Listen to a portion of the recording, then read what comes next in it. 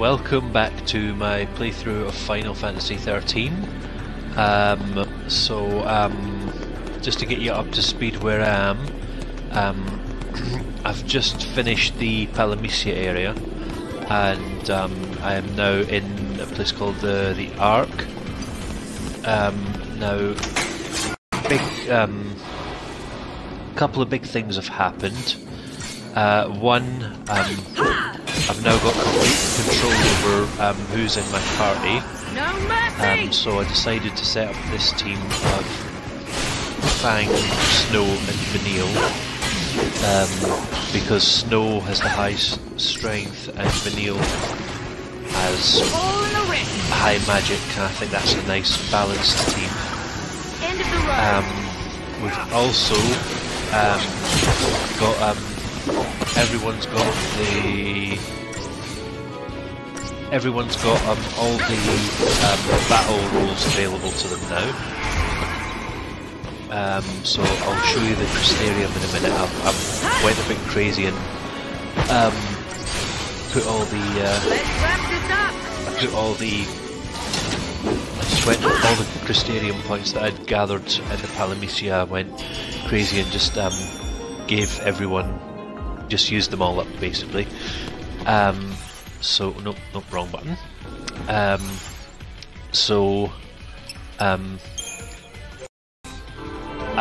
maxed roles. So for Fang, I did Commandos, Sentinel. They're all maxed out. And then for the next one, I decided to put her as a Ravager because when she's leveled up enough, she actually makes quite a decent Ravager, which is why I like Fang. Fang is one of the best sort of overall characters, and that's why I usually have her as a leader. The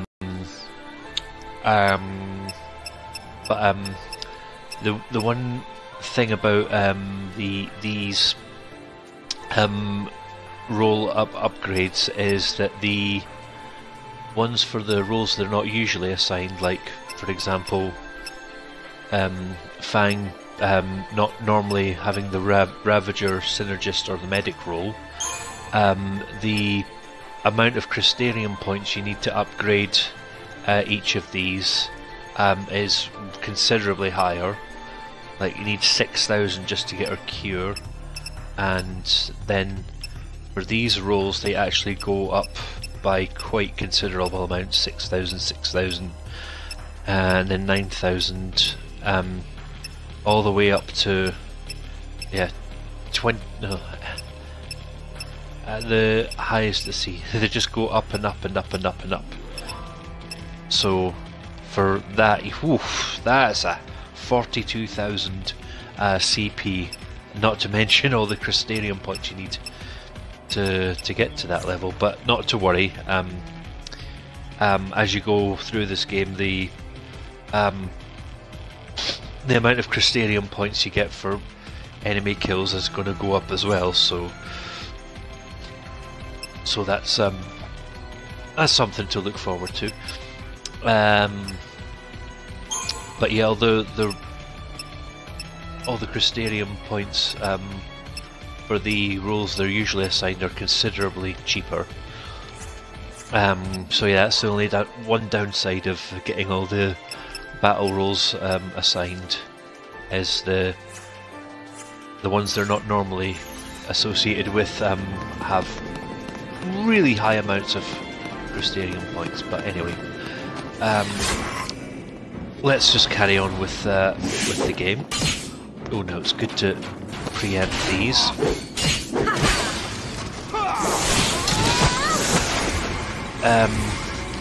So most of the enemies here are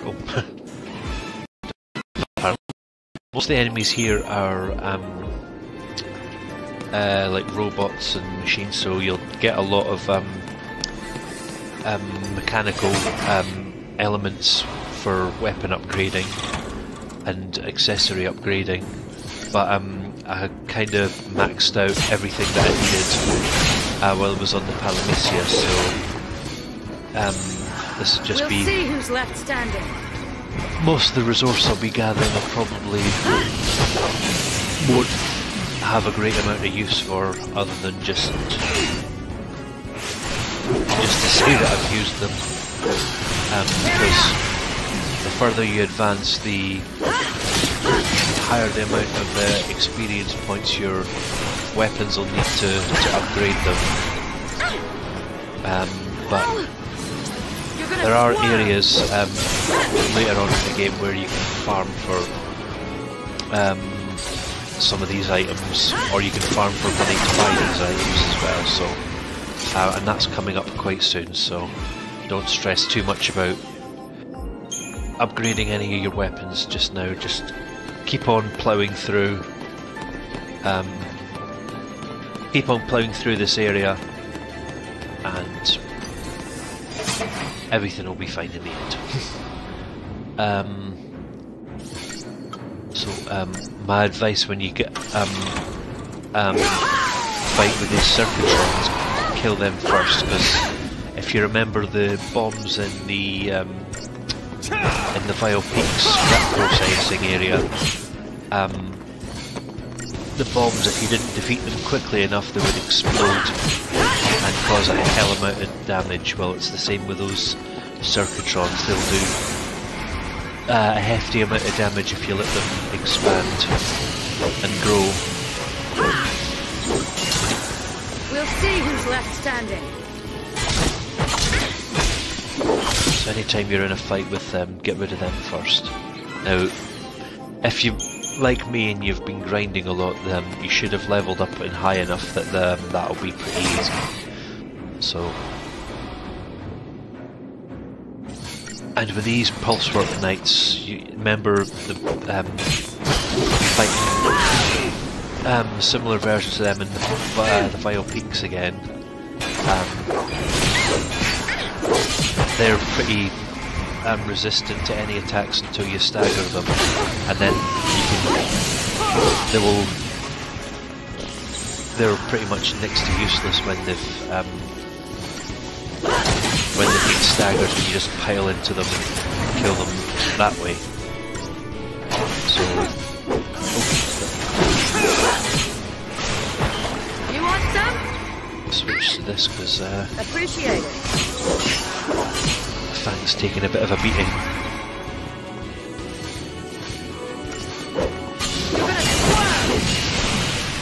Now there's a few, coming up later, there are a few sort of respawn points where you can run into different areas and then run back and enemies will respawn. If you're patient enough to do that level of grinding here. And I would say if you can do some grinding here, because at the end of this section there's another Eidolon battle, and it's Fang's Eidolon battle, spoiler alert, and her Eidolon battle I think is one of the most difficult Eidolon battles you're going to face. So even with quite high levels, it's still very, very tough. But we'll come to that when we reach that area. In the meantime, just plough on through.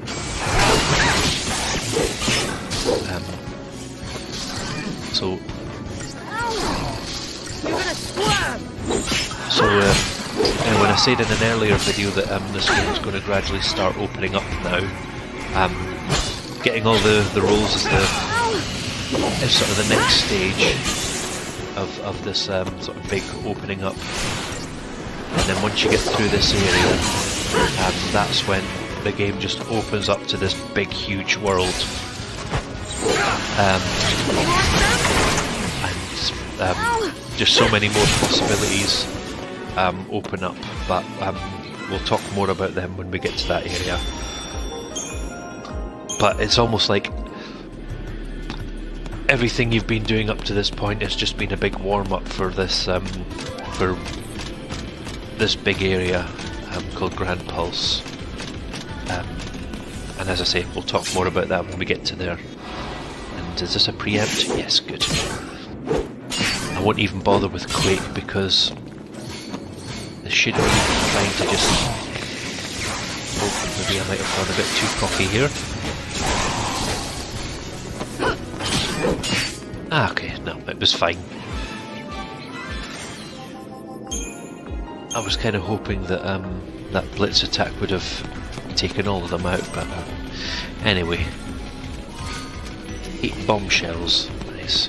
Yeah, sometimes those circuitrons will drop.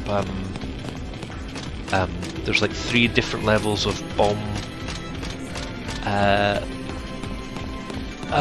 items that are good for upgrading. You got bomb ashes, which are quite weak. We got a lot of them when we were fighting the bombs in the scrap processing of the Vile Peaks. They were good at the time for upgrading, but they're kind of crap now. Then you got bombshell. That's the second best. And I don't know if these. Let me. Oh, it's too late. It's dead now. But if you get something called a bomb core, that is one of the best items you can get from them. Tear it up. Because that's got It's got one of the highest experience levels of it's one of the highest experience totals of things that are what you'd quote to call easily farmable items. Some of the components are very hard to come by, whereas some are considerably easier, and I think bomb cores are considerably easier than some of the other items we'll come across later on. There's also ways that you can farm loads and loads of bomb cores coming up later. Alright, now these things are... Do you remember, if you remember sort of weaker versions of them in the Gapra Whitewood, they pretty much have the same battle tactic as their Gapra Whitewood equivalents. I think they were called crawlers, but they're not too much of a threat, but they do tend to spend most of their fight absorbing HP from the team. But as I say, not a huge threat.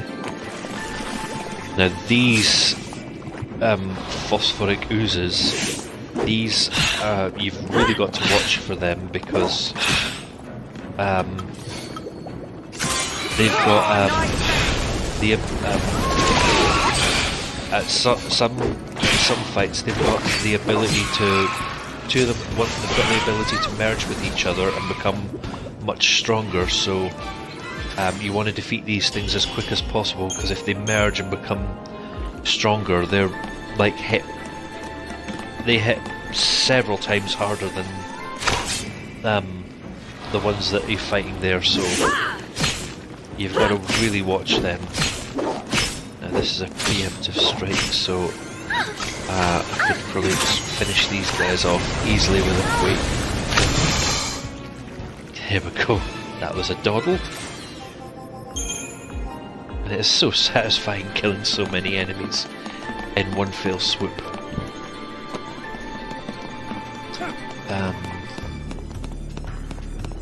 So there's more of those phosphoric oozes. Yeah, try and, even though the slimy enemies or the slug-like enemies are easier to beat, still go for the phosphoric oozes, because you just really do not want them to merge at all, because they're deadly. On your knees! These things don't have knees. There we go. And there's a few nice treasure chests dotted around let's see, these areas, so keep an eye out for them. Saint's Amulet, ooh, what's that? I think that's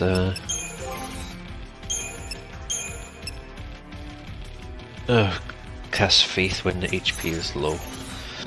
I suppose it's got its uses.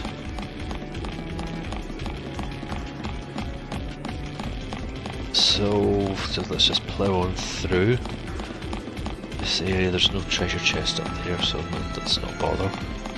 Just go straight on ahead. For this video I'll probably just go on till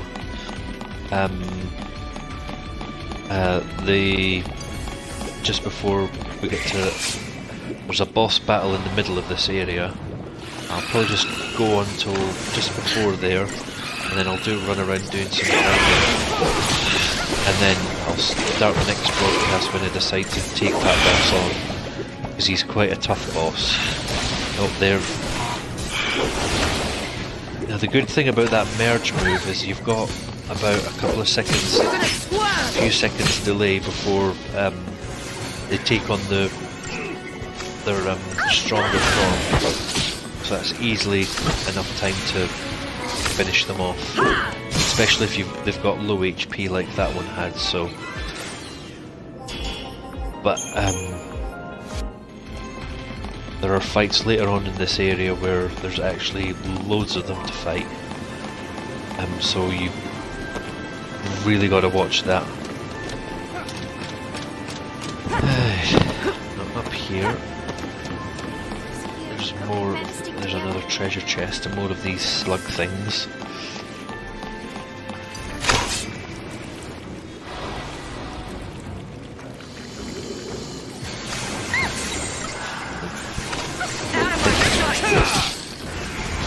It's best to get the aggression one, so that we've got two blitzers in the form of Snow and Fang who can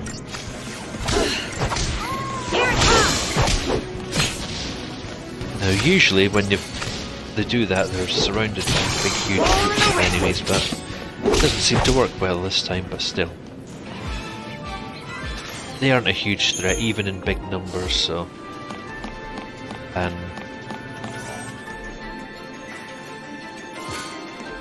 ooh, medicinal oil. Now don't be fooled by that medicinal bit, because they're not very useful for healing. And besides, you're at a stage now where any healing items you've got are kind of useless. Because you've got the medic roll, and the medic roll is so much better at healing than items. The only exception is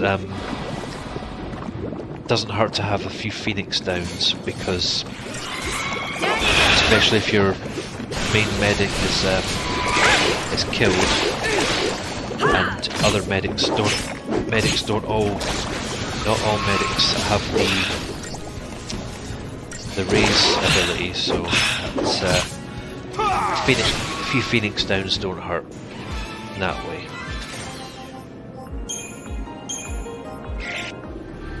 And yeah, some of the items that help cure various ailments are useful too.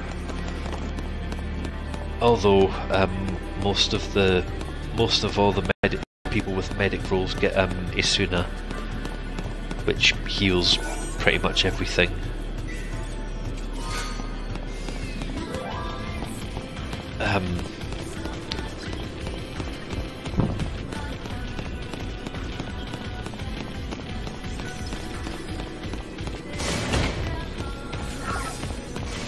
Now these enemies,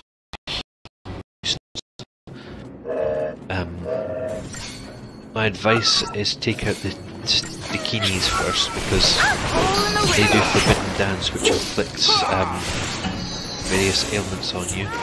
The good thing, they stagger quickly, so yeah.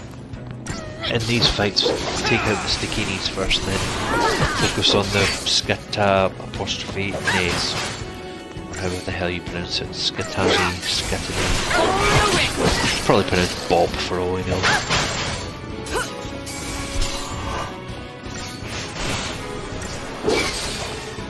There we go.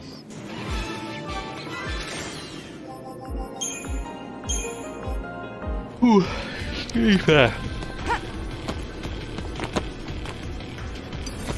This area is just littered with these enemies.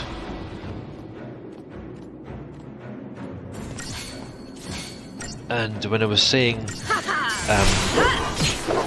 about running around here grinding, you can actually, if you really want to, there are ways you can get back to the start of this game, so you can run back to the start of the area and then you can sort of run back and forth in order to just keep grinding more enemies.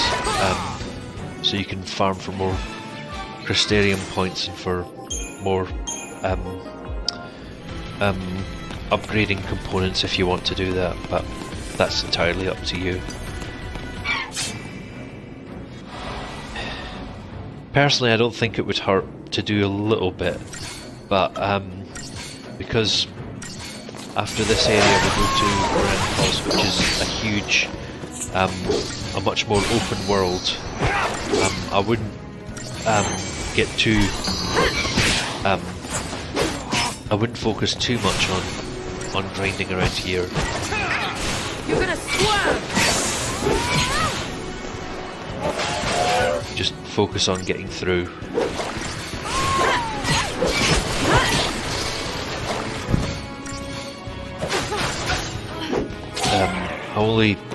I would only recommend a little bit of grinding just to prepare yourself for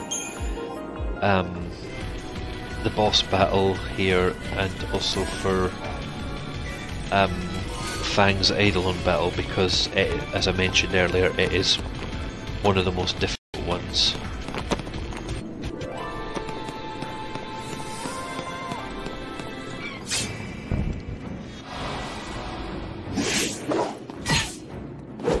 Preempted these, which is good. I can just quake everything here.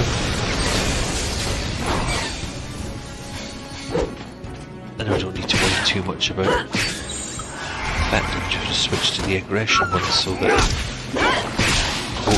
Snow can bash. There we go. That was fun. Right, is there any... I've not missed any treasure chests. I might not have. Don't worry, if I do miss any, I'll run back and get them, and I'll point them out to you on the next video.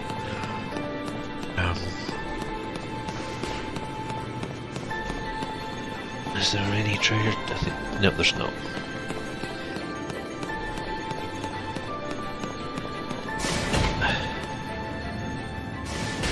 Oh, now we're about to get into a fight with the big... Don't know why they feel the need to make a scene out of this bit, but... These things are alive. What's this sanctum up to? Are they planning to start a war?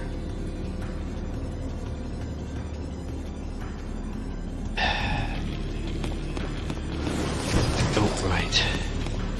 Now the good thing... Now these are quite tough enemies, but the good thing, they're very easy to preempt.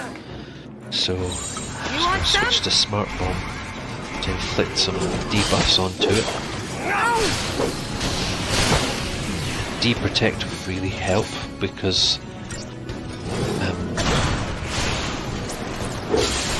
there we go. Now I can just switch to this and inflict maximum damage.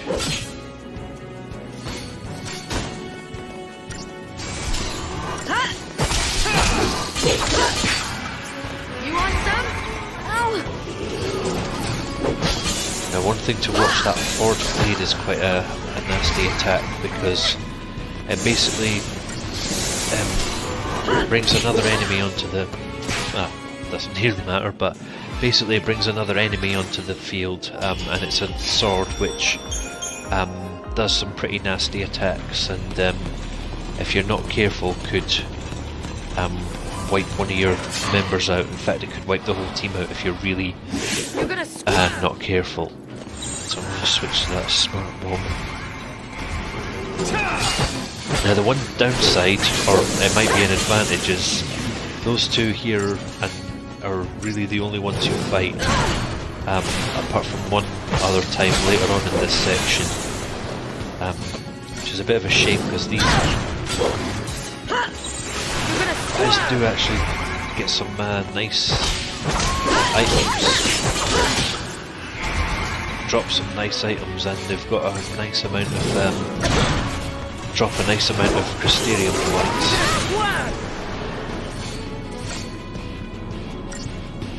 Now, you might be lucky enough in this fight to see the forged blade. No, no, you're not. Oh, well, good. It's about to die.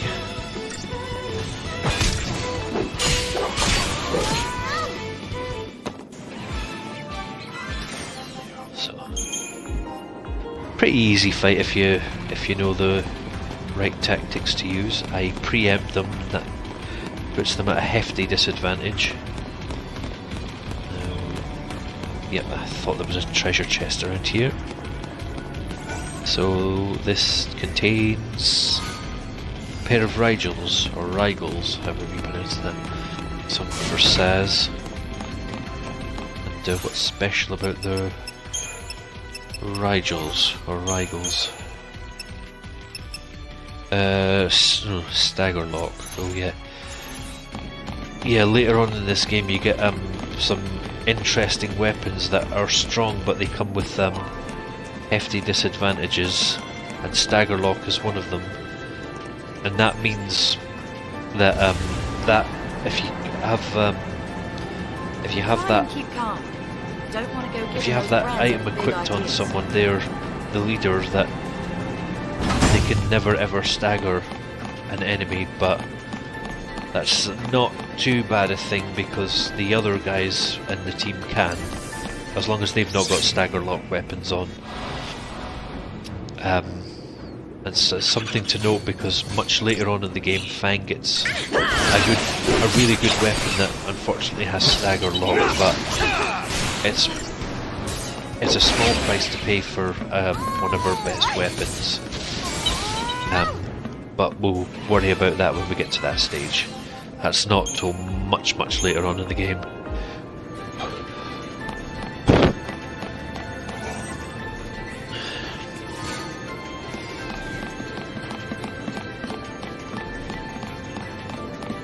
But yeah, if you've got the patience, you want to upgrade all your equipment, then you can experiment with different characters and different weapons.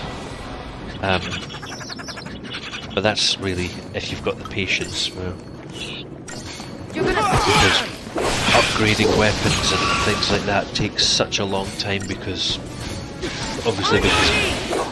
skill in this game is so hard to come by, and some of the best items for upgrading weapons take a lot of faffing around to get to. Either you need to earn a lot of money for them, or the things that drop, the enemies that drop them are quite rare, and the times that they drop them are quite rare as well, so but let's worry about that later. Just want to make sure I've not missed any other treasure chests. Yeah, we're all good. Let's advance.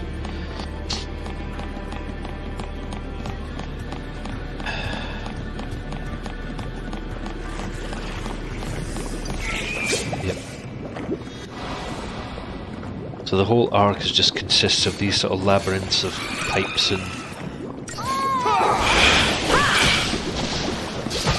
all the areas kind of look the same, and so that was lucky. Yeah, you're not merging with anybody. Yeah, when it becomes an alchemic ooze, that's when you're in trouble. He was almost dead, so. Now this is one of the areas where you can actually get a bit of respawning. Because I'll show you when you get round the corner. Not following my own advice here.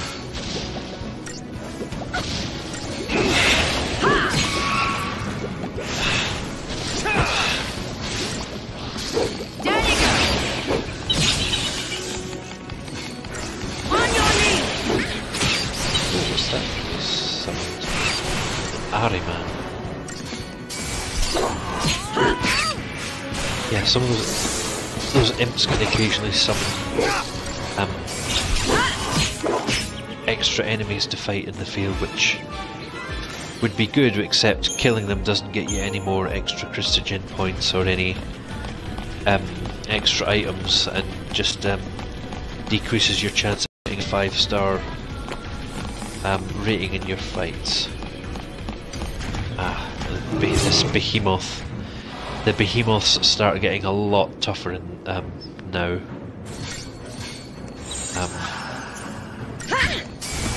You're gonna swerve! You want some? Because You're gonna swerve! behemoths start doing this thing where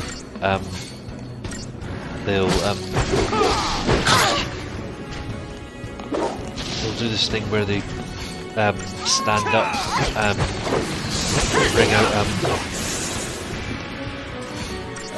bring out like a big spiky wheel weapon thing or a big sword, and see, it was just about to transform there.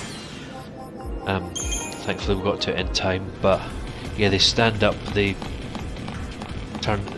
bring out a big huge weapon, and see, there's on the opposite side all the enemies have respawned, so if you have the patience you can run back and kill them and sort of keep the respawning process up to get yourself a lot of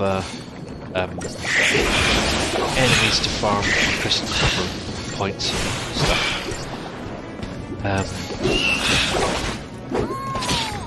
Oh shit, I'm not gonna get that. Yeah, bollocks. There you go! He's turned. Right. Let's concentrate on finishing the imp off. And then, oh, okay, phew. We got to the Alchemiku's in time.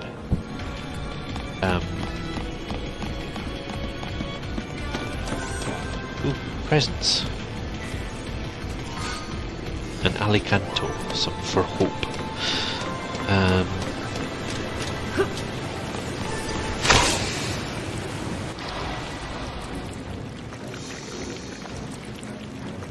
Right.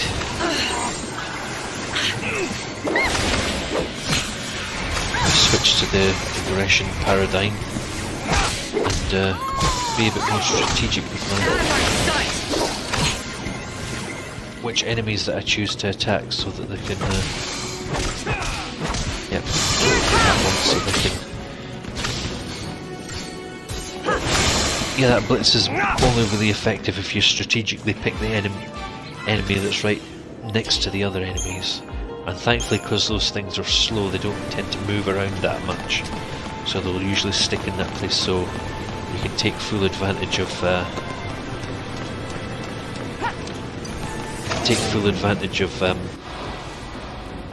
blitzing them.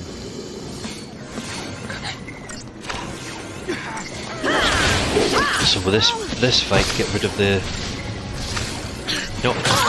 Noctiluc.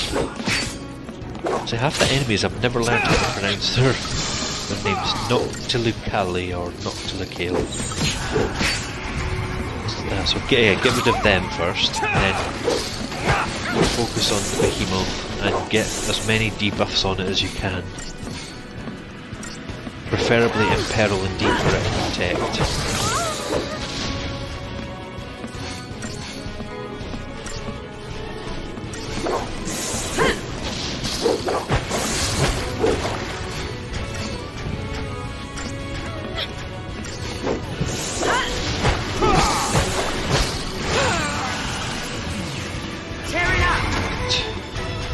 Protect on it, so let's switch to, there we go, phew. If you can get D-Protect on it, great, and if you can get D-Shell on it, even better.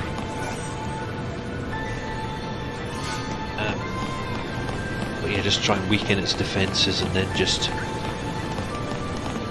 go in for the kill, and then you shouldn't really have to worry about it turning into the bigger version and much tougher version, because in most cases with these behemoths, if they do that, then they restore all their hit points and they become much stronger and much tougher to defeat. So yeah, just be very, very wary of that.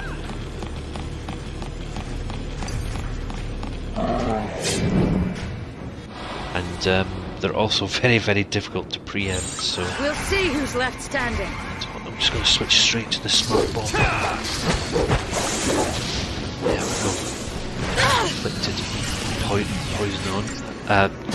Deprotect on, so... That's us off to a good start. Now Imperil and D-Shell really hurt as well, really helped as well.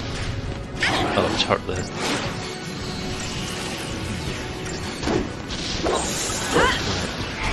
We're just going to have to go full whack, pummel into it, there we go.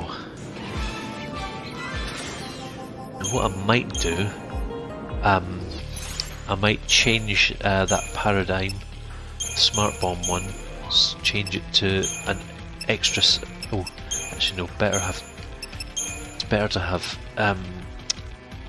Fang as a saboteur because she's got better saboteur abilities.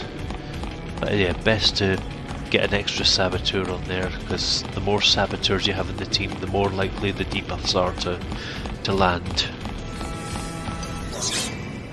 And if you really, really do want to debuff, another thing that would help is having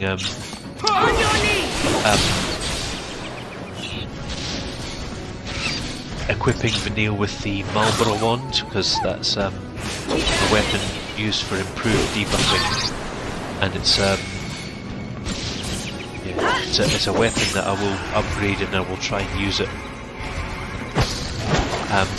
in much later battles, because later battles you're gonna need to be very strategic with debuffing and stuff. And also comes in handy for something else later on.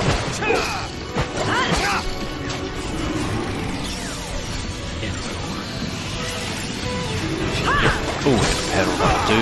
Switch to aggression. Oh shit. Oofed. Thought he was going to beat us there. But no, we beat him to it. Okay. I recognise this area. See, there's a save point in the circle there, the map. Now past that save point is where the next boss is. So after this fight, I'm going to end this broadcast, and then I'm going to run around and do some grinding, and then I'll start the next broadcast just before we get to that boss fight, because it is a very difficult boss fight. We'll see who's left standing. You're gonna swerve!